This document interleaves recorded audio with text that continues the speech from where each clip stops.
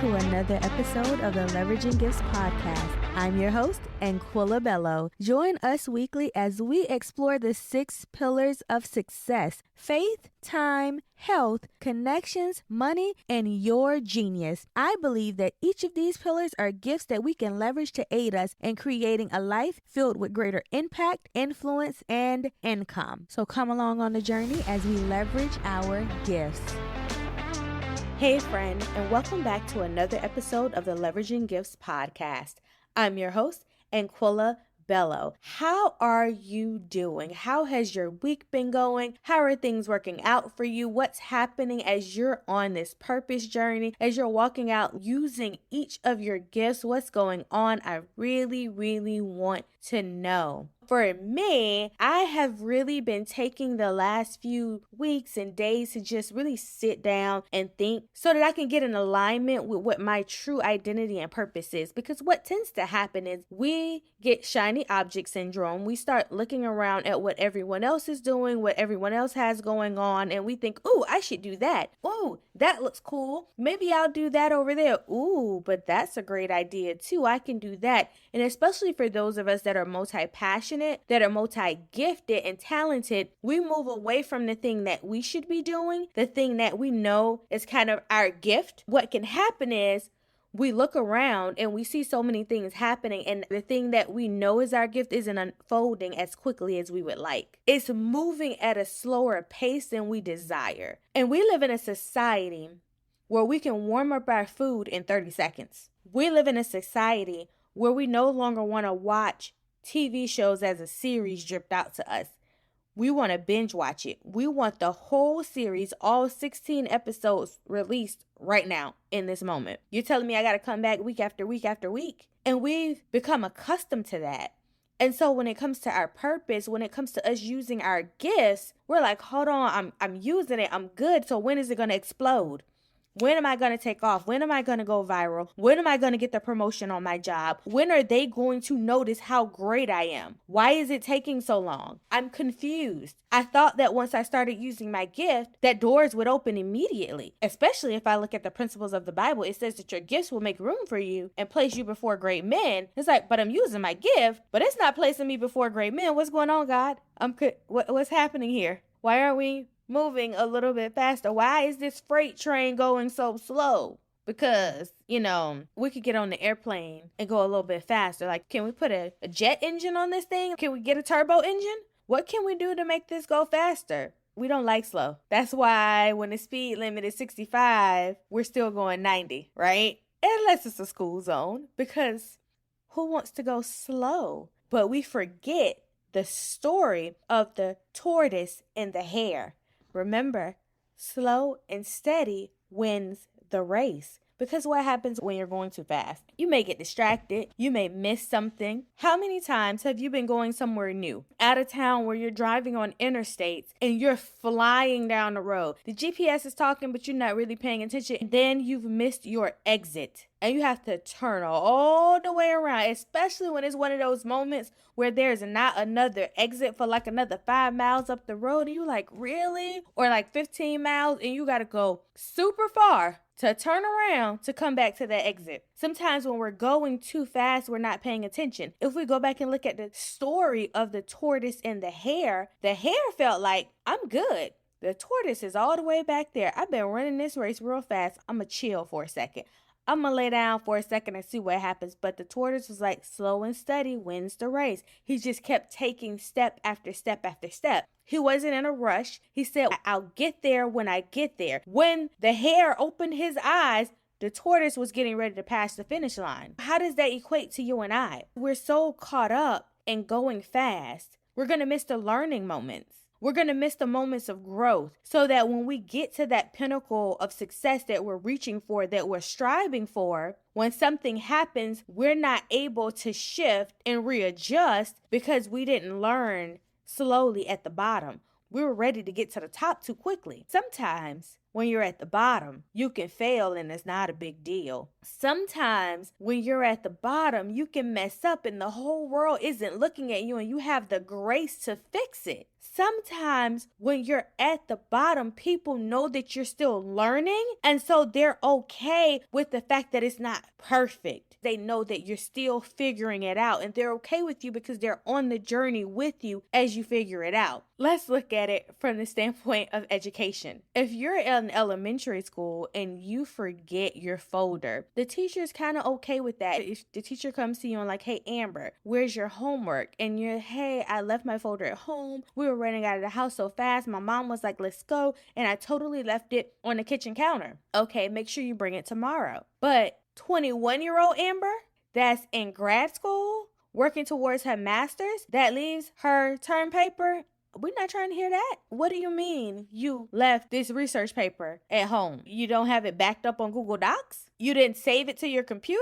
You didn't email it to yourself? Like, you have no way of turning this paper in, and we live in a digital world, and you are now 21 years old and you're in a master's degree program. That same excuse don't fly. I'm sorry. So you didn't turn around and go pick it up? You didn't ask somebody to bring it to you? And again, why don't you have a digital copy? It makes sense that first grade Amber doesn't have a digital copy. It was handwritten. It's in her folder. But 21-year-old Amber that's in a master's program, you don't have a digital copy of your assignment?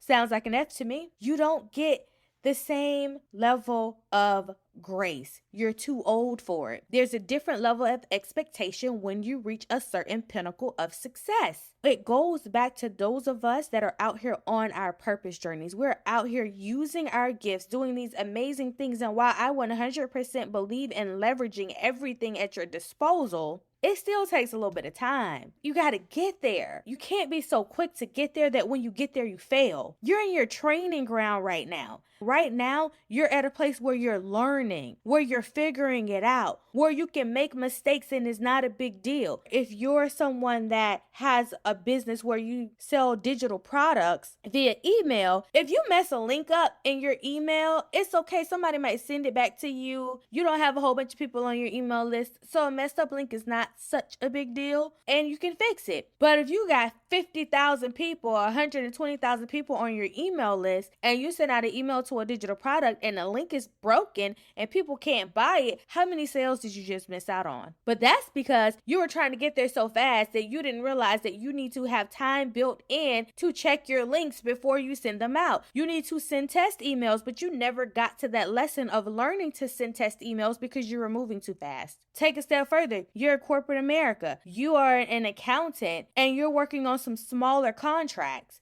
You haven't gotten a chance to work on a big contract yet, but then you're trying to move so fast and you're trying to get there. You haven't failed at this small place, but you get to this big place, this big pinnacle of success, and then all of a sudden you start dropping the ball on this big corporate contract. You think they're going to be okay with the fact that you're messing up these numbers? Now, when you were over here on this little smaller contract with this company that was only bringing in like $50,000, you made some mistakes. You know, we can fix it, we can maneuver it, we can make it work. But this company brings in $2 billion a year. We can't make mistakes on that. We got to go back and fix a whole 2 years worth of work. Maybe not 2 years. You get the point. You have to take the time to build towards where you're trying to go.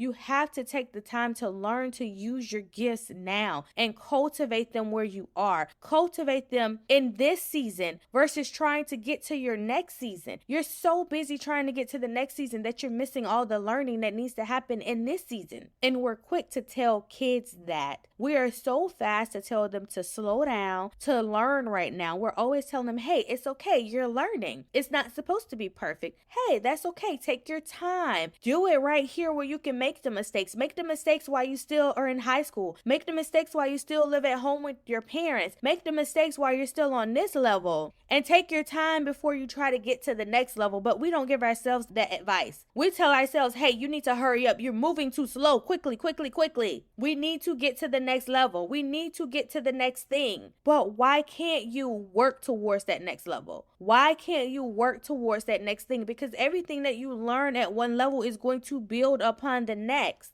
It's okay to start somewhere and grow to another level. I can use real estate as an example. As a realtor, a lot of times people come into the industry and immediately they want luxury listings. Like, I want to sell $1 million houses because it's a bigger payout. But what happens if you never sell the $250,000 house? You really don't understand the sales process. Yes, you have a client that wants to buy $1 million house, or you've listed $1 million house, but do you even understand how that person has to get financing to buy this $1 million house? Do you get that this client has to be able to get a jumbo loan and that they will have two different loan types? Do you even know that?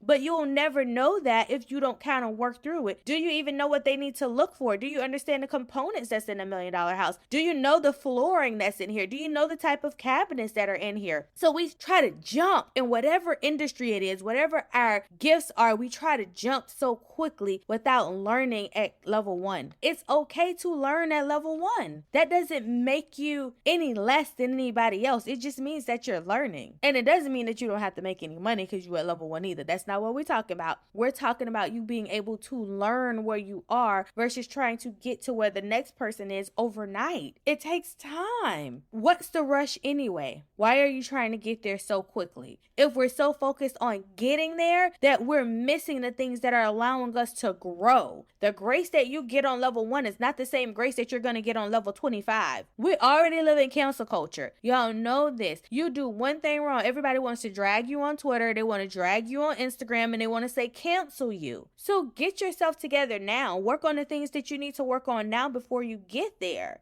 Develop the skills that you need to develop now. Make the mistakes that you're going to make now while you're local, while everybody doesn't know your name. Because when everybody knows your name, that's when the spotlight is on you and you have less room to make mistakes. We can always look at politicians for that. When they were on the local level and they made mistakes, only the local people knew, you know? But once they start getting this national spotlight, everybody's looking at them. So the minute they do something wrong, it's everywhere. It's on CNN, it's on Fox, it's on MSNBC. They are being dragged. Your business is all over the world. But if they would have took the time while they were on their little local level, they could have fixed those things that were flawed within themselves, or they could have learned from the mistakes that they were making and said, ooh, snap, let me correct this. Sometimes maybe it's not something that they're doing wrong. It's just something that they're ignorant around, because there are things that we don't know. And sometimes you don't know what you don't know. But when you make the mistakes on a smaller scale, someone can correct you and you can fix those things before you get this large booming spotlight looking at you. And now this mistake that you make can completely cost you your career,